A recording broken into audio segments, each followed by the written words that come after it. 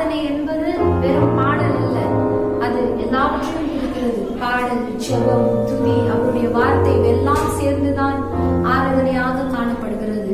நாம் அப்பேற்பட்ட தேவனை தான் நாம் துதித்துக் கொண்டிருக்கிறோம், ஜெபித்துக் கொண்டிருக்கிறோம். பிரியமானவர்களே, இந்த 47ஆம் நாள் ஜெபத்துக்கு உங்கள் யாவரையும் மறுபடியுமாக வரவேற்பதிலே நாம் மகிழ்ச்சி அடைகிறோம். நம்முடைய தலைகளை வணங்கி நாம் ஜெபித்து நேரடியாக பாடல்களாக செல்கிறோம். ஆண்டவரே, உங்களுக்கு நாங்கள் நன்றிகளை செலுத்துகிறோம். நீ நல்லவர், சர்வ வல்லவர், உங்களை போல யாரும் இல்லப்பா. இந்த உலகத்திலே we can't compare anybody to you. யாருமே உங்களோடு நாங்கள் ஒப்பிட முடியாது. அப்பேற்பட்ட தேவனை தான் நாங்கள் வணங்கி கொண்டிருக்கிறோம். அப்பா, ஸ்தோத்திரம் ஸ்தோத்திரம் ஸ்தோத்திரம். மட்டிலும் எங்களை நீ வழி நடத்தி வந்து கொண்டிருக்கிற தயவுக்காக நாங்கள் நன்றிகளை செலுத்துகிறோம். இந்த நாளிலே கூட அப்பா செய்ய போகிற எல்லா பாகங்களையும் உடைய கருத்திலே நாங்கள் தருகிறோம். எல்லாவற்றையும் ஆசீர்வதித்து ஆண்டவரை எங்களுக்கு ஆசீர்வாதமாய் மாற்றிக் கொடுங்க. ஆண்டவரை, சமாதானத்தை நாங்கள் எல்லோரும் பெற்றுக்கொள்ளட்டும். உங்களுடைய நாமத்தை மட்டும் உயரட்டும். இயேசுவின் நாமத்தில் பிதாவே, ஆமென். எல்லோரும் கரங்களை தட்டி உம்மை ஆராதிக்கிறோம், இயேசுவே உம்மை ஆராதிக்கிறோம் என்கிற பாடலை கன்னடத்திலே நாம் பாடலாம். ನಿನ್ನನ್ನೇ ಆರಾಧಿಸುವೆ, ಯೇಸುವೆ ನಿನ್ನನ್ನೇ ಆರಾಧಿಸುವೆ, ಒಳ್ಳೆಯವ ಸರ್ವಶಕ್ತನು, ನಿನ್ನಂತೆ ಬೇರೆ ದೇವರಿಲ್ಲ ಎಂಬ ಎಲ್ಲರೂ ಕರನ್ನು ಚಪ್ಪಾಳೆಯನ್ನು ಕಟ್ಟಿ ಹಾಡಲು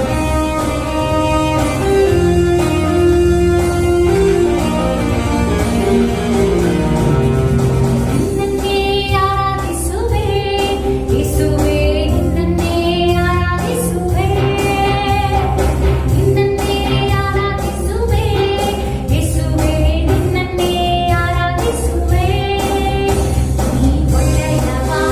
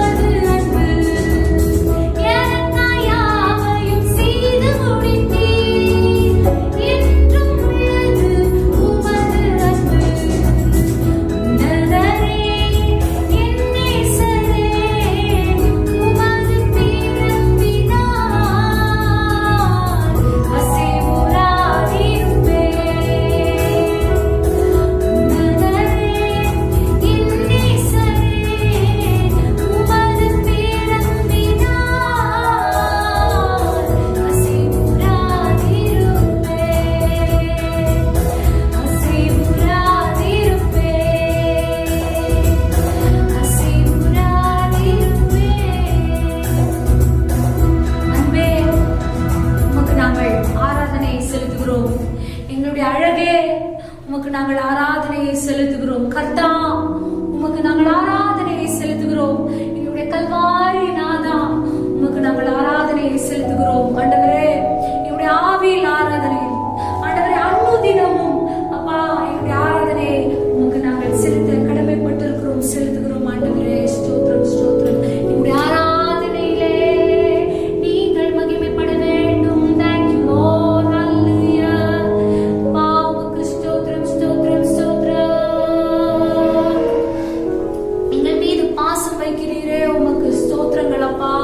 கள்ளன் என்று எங்களை தள்ளி விடாத அப்பா கணக்கில்லா ஸ்தோத்திரங்களை நாங்கள் செலுத்துகிறோம் அப்பா. உமக்கு ஸ்தோத்திரம், ஸ்தோத்திரம், ஸ்தோத்திரம், ஸ்தோத்திரம், ஸ்தோத்திரம்.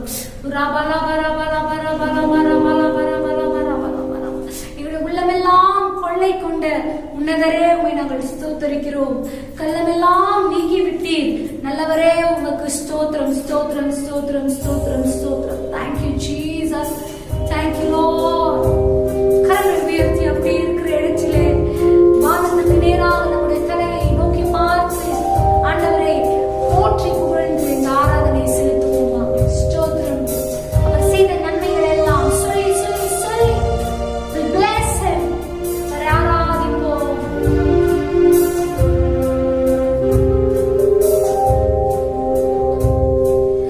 அன்பே உமக்கு ஆராதனை,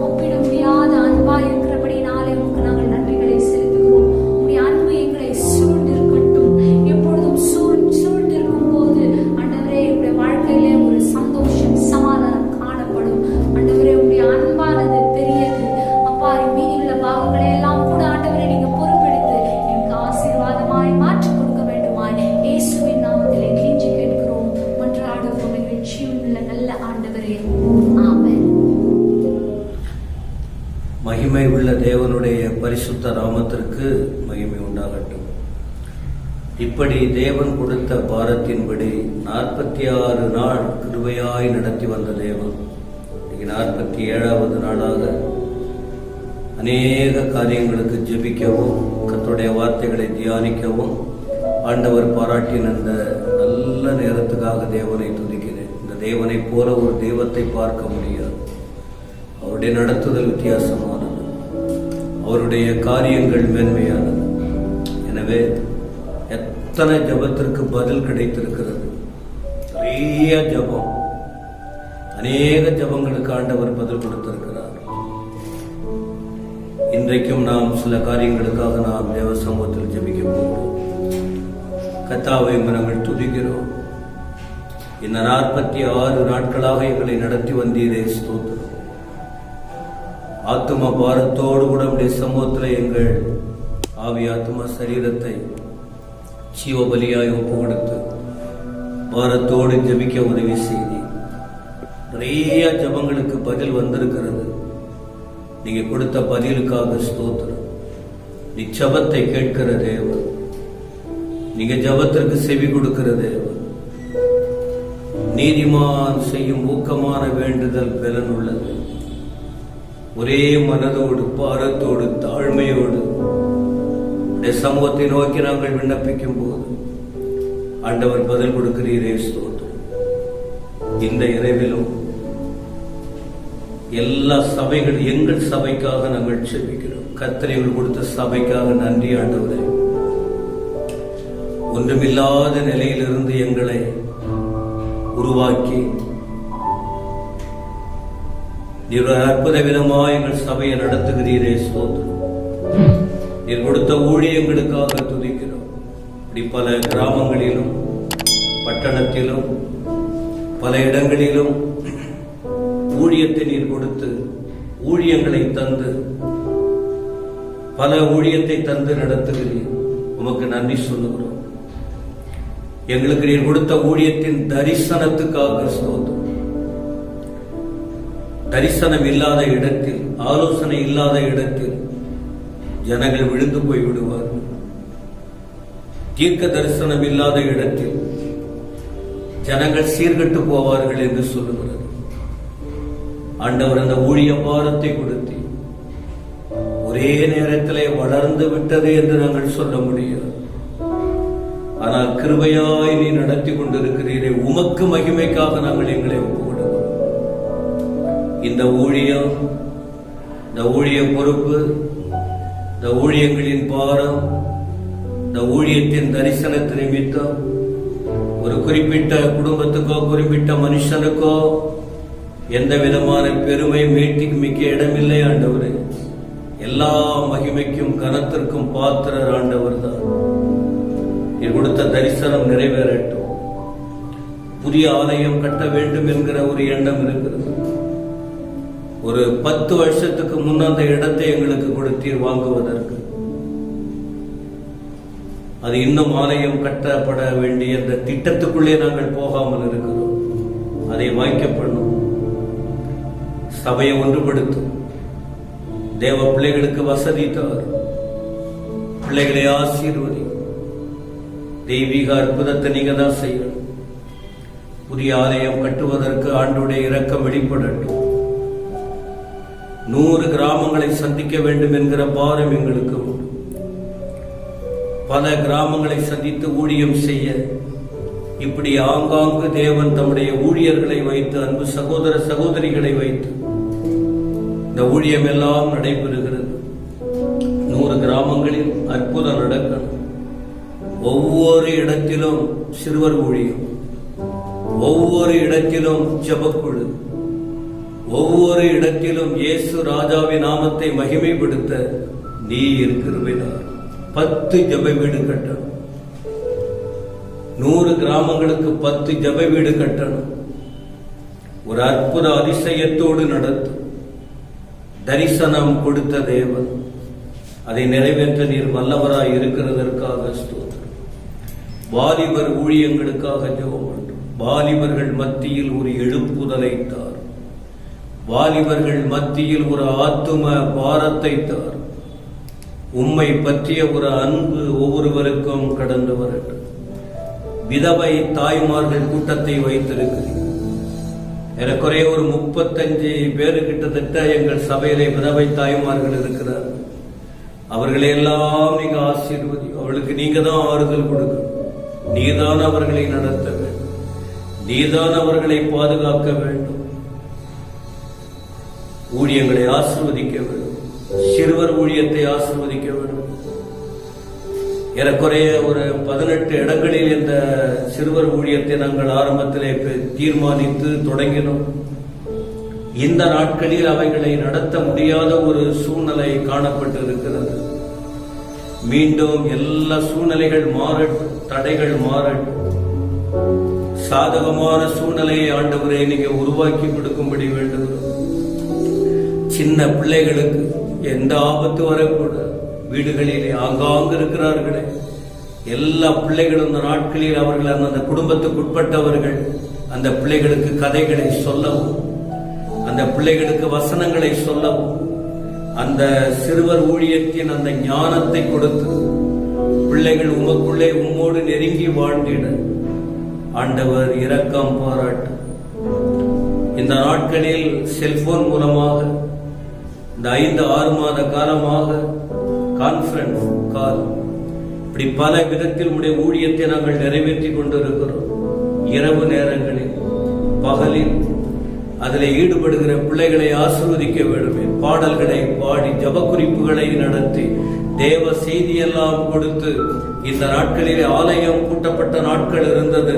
அந்த நாட்களில் கூட எல்லா இடங்களிலும் ஒரு குறிப்பிட்ட மக்கள் கூடி ஜெபிக்க கிருபை கொடுத்திருக்கிறேன். இப்பொழுதும் அது நடைபெற்றுக் கொண்டிருக்கிறது. அதற்காக உமக்கு ஸ்தோத்திரம். அதன் மூலம் ஒரு மிகப்பெரிய ஒரு மனமும் ஒற்றுமையும் எழுப்புதலும் கடந்து வரட்டும். ஆண்டவரே உமக்கு ஸ்தோத்திரம். உபவாச ஜபத்தை தந்திருக்கிறீரே உமக்கு ஸ்தோத்திரம். எல்லாரும் உபவாசித்து ஜெபிக்க அந்த உணர்வை தாரும். பெத்தேல் பிரேயர் ஆர்மி என்று ஒன்று தொடங்க கிருபை கொடுத்திருக்கிறேன். அதிலே கூட ஆண்டுடைய பிள்ளைகள் ஆண்டவரே ஒரு ஃபேமிலியா உபவாசித்து ஜெபிக்க பிள்ளைகளை ஆயத்தப்படுத்தி இருக்கிறீர். உமக்கு நன்றி சொல்லுகிறோம். அதற்குள்ளே வராதிருக்கிற என் அன்பு சகோதர சகோதரிகள், சபை மக்கள் அதிலே மனமு வந்து வாஞ்சையோடு வந்து இது ஒரு ஜெப ஊழியம் ஆண்டவரே, எல்லாரும் தன்னுடைய நேரத்தை அதற்கு ஒப்பு கொடுத்து ஜெபிக்க கிருபை கொடுக்கும்படி வேண்டுகிறோம். தொடர் சங்கிலி ஜெபம்னு ஒன்று தொடங்கி இருக்கிறோம். 24 மணி நேரமும் 1 மணி நேரம் அல்லது அரை மணி நேரம் என்று இரவிலும் பகலிலும் ஆண்களும் பெண்களும் அதற்காக தங்கள் நேரத்தை செலவழித்திருக்கிறார்கள். தேவன் தாமே இரக்கம் பாராட்டும், இரக்கம் பாராட்டும். இந்த தொடங்கின ஜபங்கள் எல்லாம் நின்றுவிடக் கூடாது. இதற்கிடையில் தனி ஜபத்தை கொடுத்திருக்கிறேன். இந்த தனி ஜபத்திலே ஆண் பிள்ளைகள் வளரட்டும், பெண் பிள்ளைகள் வளரட்டும். தனித்து ஜெபித்து இயேசு கிறிஸ்து தனிமையாய் ஜெபித்ததை போல எல்லாரும் ஜெபித்து அந்த தேவ பலனை பெற்றுக்கொள்ள கிருபை தாரும். சபையின் வளர்ச்சிக்காக வேண்டுகிறோம். இப்பொழுது ஒரு 130, 150 குடும்பம் கொடுத்திருக்கீங்க. இது அப்படியே இருந்து விடாதபடிக்கு 200 குடும்பமாய், 300 குடும்பமாய், 1000 ஆத்துமாக்களோடு எங்களுக்கு நீங்க தார். அப்படி நீ கொடுக்கும் போது ஜெபத்தில் உருவாக்கவும், வெளி ஊழியங்களில் ஈடுபடவும், மிஷனரி ஊழியங்களை தாங்கவும், பல ஊழியங்களை திட்டமிட்டு செய்யவும் எங்களுக்கு முடியும். உள்ளத்தில் நிறைய பாரங்களை கொடுத்திருக்கிறீர் ஆண்டவரே. உமக்காக நிறைய ஊழியத்தை நாங்க செய்யணும். இருக்கிற வரைக்கும் ஏதாவது ஆண்டவருக்காக செய்யணுமே. நீங்க தான் அந்த வளர்ச்சியை கொடுக்கணும். ஆத்துமாக்கள் நீர் கொடுத்த அந்த ஆத்துமாக்களுக்காக ஸ்தோத்திர ஆண்டவரே. அவர்கள் செபத்தில் வளரட்டும், வசனத்தில் வளரட்டும், பரிசுத்தத்தில் வளரட்டும், தாழ்மையில் வளரட்டும், பொறுமையில் வளரட்டும், அன்பில் வளரட்டும், கீழ்ப்படிதலில் வளரட்டும், சத்தியத்தில் வளரட்டும், உமக்காக வாழட்டும், வளரட்டும். ஒவ்வொருவரும் கனி கொடுக்கட்டும். எல்லா ஜனங்களை பாதுகாக்க வேண்டுமே. யாருக்கு எந்த ஆபத்து வந்துவிடக் கூடாது. இந்த நாட்களில் கொள்ளை நோய் உலகம் முழுவதையும் பாதித்துக் கொண்டிருக்கிறது. கிராமங்களிலும் பட்டணங்களிலும் ஒவ்வொரு ஏரியாவிலும் அளவுக்கு மீறி அதிகமாய் அந்த நோய் பரவி இருக்கிற நிலையிலே எல்லா பரிசுத்தவான்களை பாதுகாக்க வேண்டுமே. எங்களுக்கு நீர் கொடுத்த விலையேற பெற்ற ஆத்துமாக்கள் தகப்பன்மார்களுக்கும் தாய்மார்களுக்கும் விதவை தாய்மார்களுக்கும் வாலிப பிள்ளைகளுக்கும் சிறு பிள்ளைகளுக்கும் ஆண்டவரே வீட்டில் உள்ள குடும்பமாய் இருக்கிற அனைவருக்கும் ஊழியக்காரர்களுக்கும் தூரத்தில் இருக்கிறவர்களுக்கும் சமீபத்தில் இருக்கிறவர்களுக்கும் எந்த விதமான ஆபத்து தொத்து நோய் வராதபடிக்கு ஒவ்வொரு சரீரத்தையும் தொட்டு ஆண்டவரே நீங்கள் வேலி எடுத்து பாதுகாத்துக் கொள்ள யாருக்கும் எந்த ஆபத்து வரக்கூடாது. தெய்வத்தை நம்பி இருக்கிறோம். நீங்க தான் கிரியை செய்யும், அற்புதம் செய்யுங்கப்பா. எல்லாரையும் ஆசீர்வதியும். கடினமான சூழ்நிலை, கஷ்டமான நிலைகள் எல்லாம் மாற்றி போடும். தேவனுடைய அற்புதம் விளங்கட்டும். இப்படி இந்த ஜபங்கள் ஏராளமான ஜபத்தை நாங்கள் ஏறெடுத்திருக்கிறோம். நீர் பதில் கொடுத்ததற்காக நன்றி. உமக்கே மகிமை உண்டாக ஒப்புக் கொடுக்கிறோம். துதியான மகிமை நீர் ஏற்றுக்கொள்ளும். இயேசு கிறிஸ்துவின் நாமத்தில் ஜபங்கேடும் பிதாவே, ஆமென். பிரியமான கர்த்தருடைய பிள்ளைகளே, இந்த ஜபங்களை கூட ஏறெடுக்க கிருபை கொடுத்தார் தேவன். ஆத்தும பாரத்தோடு ஜெபிக்கிறோம். ஏதோ நேரத்தை செலவழிக்க வேண்டும் என்று நாம் இதை செய்யவில்லை. அவர் ஜபத்தை கேட்கிற தேவன் பதிலை கொடுத்து நடத்துவார். இன்றைக்கும் யூதா எழுதின பொதுவான நிருபத்தின் 23ஆம் வசனத்தை இந்த நாளிலே நாம் படிக்கிறோம். அதிலே பாருங்கள், மாம்சத்தால் கரைப்பட்டிருக்கிற வஸ்திரத்தையும் வெறுத்து தள்ளுங்கள். அப்போஸ்தலனாகிய யூதா ஒரு எச்சரிப்பு கொடுக்கிறார். மாம்சத்தால் கரைப்பட்டிருக்கிற வஸ்திரத்தையும் வெறுத்து தள்ளுங்கள். அப்படியானால் மாம்சத்தில் கரைப்படுதல் என்பது ஒரு அசுத்தத்திற்கு அடையாளமான ஒன்று. அசுத்தம் பாவத்துக்கு காரணமான ஒன்று. அதை ஆவிக்குரிய நிலையில் யோசித்தால் அவர் என்ன சொல்லுகிறார் பாருங்கள். மாம்சம் என்பது அது பலவீனமான வாழ்க்கை. கரைப்பட்டிருக்கிற வஸ்திரம் என்பது அப்ப அந்த மனுஷனுடைய வாழ்க்கையில் கரைப்பட்ட சம்பவங்கள், அசுத்தத்துக்கு இடம் கொடுத்த நிலைகள் அதிகமாய் வந்திருக்கிறது. அதை என்ன சொல்லுகிறார்? அதை வெறுத்து தள்ளுங்கள். முதல்ல அது குறித்த ஒரு வெறுப்பு உங்களுக்கு வரட்டும். ஐயா, ஒரு மனுஷனுக்குள் காணப்படுகிறதான சில குணமாற்றங்கள் வர வேண்டுமானால், அல்லது ஏதோ தேவன் வெறுக்கிற காரியம் ஏதாவது இருக்குமானால் அதை நாம் முதலாவது அதை வெறுக்கணும். இது எனக்கு வேண்டாம். ஒரு கோபம் என்று வைத்துக் கொள்ளுங்களேன். கோபம் நம்மளை கரைப்படுத்துது. எனக்கு இது வேண்டாம். பெருமை என்று வைத்துக் கொள்ளுங்களேன். இந்த பெருமையாகிய பாவம் என் வாழ்க்கையை சீரழிக்கிறது. இது எனக்கு வேண்டாம்.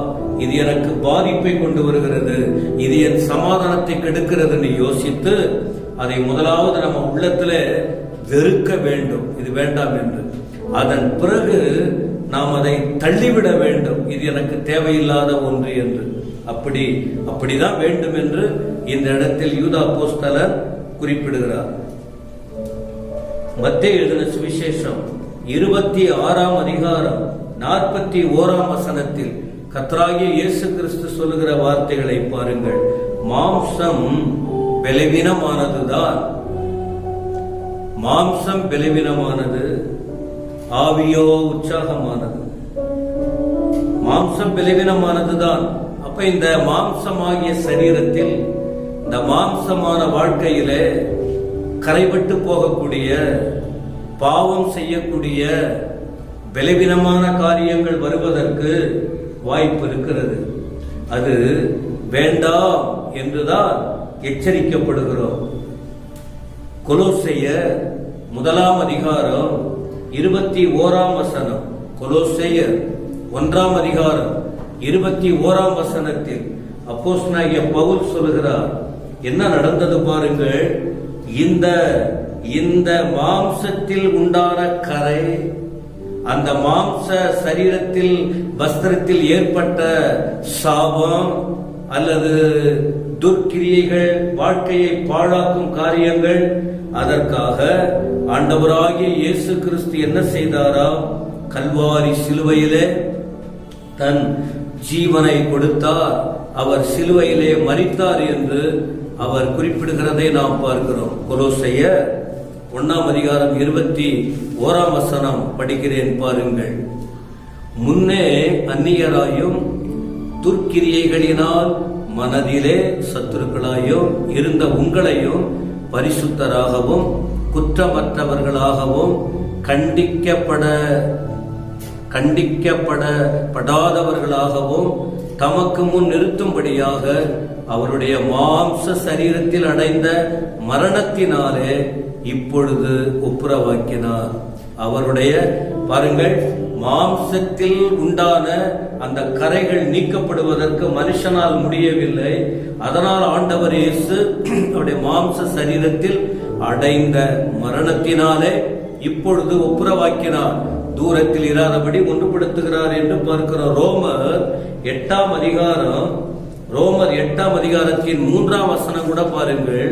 ரோமர் 8:3 அது எப்படி எனில், மாம்சத்தினாலே பலவீனமாயிருந்த நியாயப்பிரமாணம் செய்யக்கூடாததை தேவனே செய்யும்படிக்கு தம்முடைய குமாரனை பாவ மாம்சத்தின் சாயலாகவும் பாவத்தை போக்கும் பலியாகவும் அனுப்பி மாம்சத்திலே பாவத்தை ஆக்கினைக்குள்ளாக தீர்த்தார். நம்ம சரீரம், நம்ம மாம்சம் பாவத்துக்குட்பட்டது. இதற்கு வரவேண்டிய தண்டனையை நீக்கும்படியாய், அதை அகற்றும்படியாக இயேசு கிறிஸ்து அந்த மாம்சத்திலே பாவத்தை ஆக்கினைக்குள்ளாக தீர்த்தார் என்று ரோமர் 8:3 குறிப்பிடுகிறது. அப்போ முதல்ல மாம்சமானது மாம்சம் பலவீனமானது, அது கரைப்படுகிறது. அதை வெறுத்து தள்ள வேண்டுமா? எப்படி வெறுத்து தள்ளுவது? நீதிமொழிகள் 28 நீதிமொழிகள் 28:13 சொல்லுகிறது, தன் பாவங்களை மறைக்கிறவன் வாழ்வடைய மாட்டான், அவைகளை அறிக்கை செய்து விட்டு விடுகிறவனோ வாயினாலே அறிக்கை செய்து, ஆண்டவரே நான் பாவத்திற்குள்ளாகிவிட்டு, நான் பாவம் என்னுடைய மாம்சத்தில், என் வாழ்க்கையில் பாவ கரை வந்துவிட்டது, அது என் வாழ்க்கையை சீரழிக்கிறது ஆண்டவரே, அதனால எவ்வளவு பாதிப்பு ஏற்பட்டிருக்கிறது, என்ன நீங்க மன்னியுன்னு சொல்லி அறிக்கையிட்டு வெறுக்கிறதுங்கிறது அதை விட்டுவிட வேண்டும். அப்பொழுது ஒரு பெரிய விடுதலையை அனுபவிக்க முடியும். 1 யோவான் 1:7 படிக்கிறோம், கர்த்தராகிய இயேசு கிறிஸ்துவின் இரத்தத்தில் ஒரு நம்பிக்கை வைத்து நம்முடைய பாவங்களை அறிக்கையிடும் போது அவர் அவருடைய இரத்தத்தினாலே ஒரு சுத்திகரிப்பு, அந்த கரை போன்ற அந்த வஸ்திரத்தில் இருக்கிற கரை, அந்த ரட்சிப்புக்குள் இருக்கிற கரை, அந்த கிறிஸ்தவ வாழ்வில் இருக்கிறதான தீய காரியங்களை சுத்திகரிப்பதற்கு இன்றைக்கும் இயேசு கிறிஸ்துவின் ரத்தம் போதுமானதாக இருக்கிறது. ஒன்று பாருங்கள், மாம்சம். 2வது, அதுல இருக்கிற கரைகளை வெறுக்கணும். இதுல வஸ்திரத்தில் இருக்கிற கரை. ஆதாமை தேவன் உண்டாக்கினார், அவன் தவறு செய்து விட்டான். அவன் ஞானத்துக்குட்பட்டு அத்தி இலைகளை தைத்து தங்கள் நிர்வாணத்தை மூடினார். ஆனால் ஆண்டவர் என்ன செய்தார்? அவர்கள் வஸ்திரத்தில் அல்லது சரீரத்தில் மாம்சத்தில் ஏற்பட்ட கரையை நீக்க அவர்களை திரும்ப அந்த வஸ்திரத்தை, அத்தி இலையால் தைத்த வஸ்திரத்தை களைந்து போட்டு தோல் உடையை உண்டாக்கி, அப்ப தோல் உடை என்பது என்ன? ரட்சிப்பின் வஸ்திரம், ஒரு ரட்சிப்பு, அவருடைய நிர்வாணத்தை மூடுவது, அவர் வாழ்க்கையில் ஒரு பரிசுத்தம் கொடுப்பது. சர்தை சபையை குறித்து ஆவியானவர் சாட்சி கொடுக்கும் போது, நீ நிர்வாணமாய் இருந்தோ உனக்கு நீ இன்னைக்கு உயிரோடு இருக்கக்கூடிய அந்த மேன்மை கிடைச்சிருக்கிறது, உன்னை பாதுகாக்கப்பட்டிருக்கிறது வெளிப்படுத்துற விசேஷம் 3ஆம் அதிகாரத்தின் 14 படிக்கிறோம். எனவே இந்த வசனங்களை பார்க்கும் போது நம்முடைய வாழ்க்கையை நாம் காத்துக்கொள்ள வேண்டும். குறிப்பிடப்பட்ட வசனமும் தியானித்த வசனத்தின் அர்த்தம் என்ன? இந்த வசனத்தை கேட்ட ஒவ்வொரு ஆண் மக்களும், பெண் பிள்ளைகளும், பெரியவர்களும் சிறியவர்களும், பாவம் நிறைந்த உலகத்தில் நம்முடைய வாழ்க்கையில் தடுமாறக்கூடிய வாய்ப்புகள் ஏராளம் இருக்கிறது. நாம் அவைகளை உணர்ந்து தேவனுக்கு ஒப்பு கொடுத்து நம்முடைய வாழ்க்கையை காத்துக்கொள்ள, அதிநிமித்தம் ஒரு சுகம், அதிநிமித்தம் ஒரு பாதுகாப்பு, அதிநிமித்தம் ஒரு சமாதானம் பெற்று வாழ்ந்திட ஆண்டவர் கிருபை கொடுப்பாராக. செபிப்போமா? அப்பா, சொல்லப்பட்ட வார்த்தையின்படி நாங்கள் அதை நினைத்து நினைவில் வைத்து உணர்ந்து ஒப்பு கொடுத்து எங்கள் வாழ்வில் வருகிற கரைகள் திரைகளை நீக்கி நாங்கள் சாட்சிகளாய் வாழ பரிசுத்தமாய் இருக்க உமக்கு உதவி செய்யும். நீரே எங்களை நடத்தும். துதிகன மகிமை நீர் ஏற்றுக்கொள்ளும். இயேசு கிறிஸ்துவின் நாமத்தில் ஜெபங்கேளும் பிதாவே, ஆமென். ஆத்துமாவே கர்த்தரை ஸ்தோத்திரி, முழு உள்ளமே பரிசுத்த நாமத்தை ஸ்தோத்திரி.